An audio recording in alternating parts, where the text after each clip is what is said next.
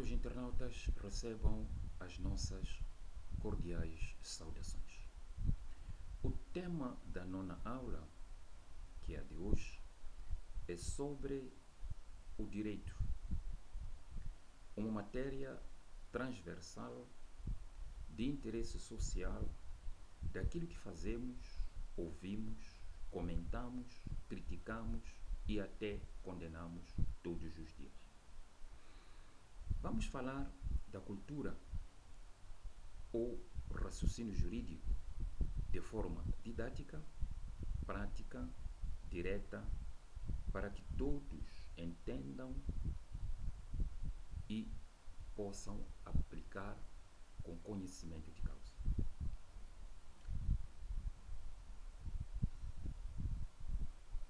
Princípios gerais de direito.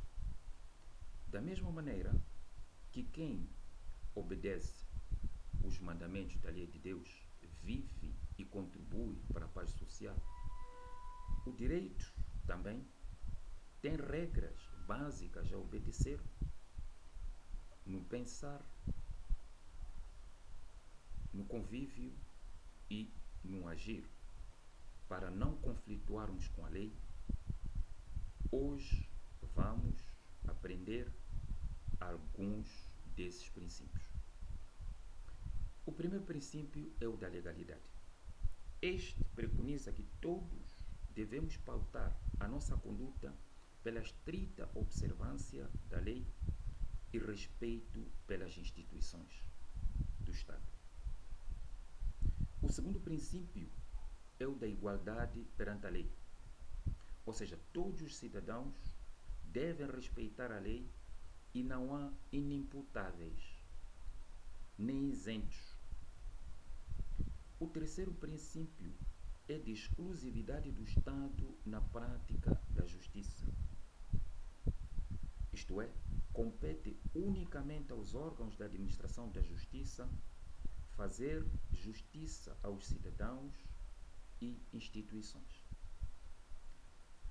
Portanto, são crimes puníveis a justiça privada ou pelas próprias mãos, como agressão física, trancar o trabalhador, a esposa, marido, filho no quarto ou na empresa, agressão física, linchamentos, sequestros para exigir resgate, apreensão de bens de devedores para se ressarcir e a prática de outros atos privados com o intuito de fazer justiça. O quarto princípio é o da presunção de inocência. O réu ou arguido é inocente até sentença transitada em julgado ou notificação da decisão disciplinar no caso de processo laboral. O quinto princípio é o de benefício de dúvida, do latim indubio pro reo, que quer dizer, quando há dúvidas, não há provas, e não há provas de que alguém cometeu o crime, o arguido ou réu deve ser mandado em liberdade ou absolvido. É o mesmo que dizer, antes vale um criminoso solto que um inocente preso. Todavia, a aplicação deste princípio coloca muitas vezes o povo em choque com os juízes por causa de presumíveis ladrões e criminosos presos hoje e amanhã soltos. Há casos em que, de fato, não aconteceu nada, outros casos em que houve crime, mas não se conseguiu provar, mas outros casos também há em que, havendo provas, a vertente corrupção leva à soltura dos indiciados. O sexto princípio é, segundo o qual a ignorância da lei não aproveita ninguém.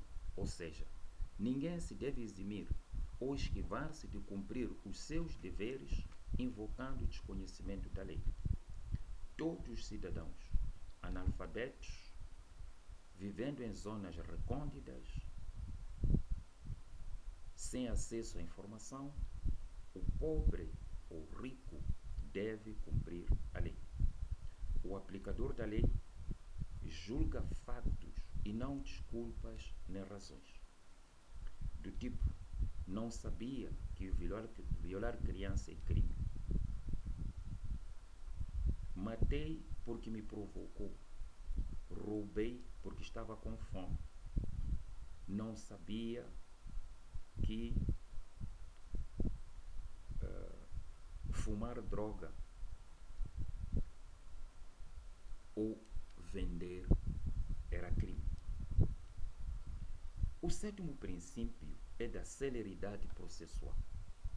Ou seja, demorar a fazer justiça é já uma injustiça. A justiça só é quando for célere e tempestiva, ou seja, dentro dos prazos legalmente estabelecidos. O oitavo princípio é da não retroatividade da lei.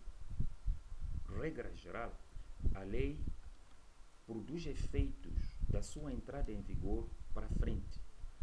Excepcionalmente, pode retroagir ou voltar atrás quando se trata de beneficiar o cidadão ou o trabalhador.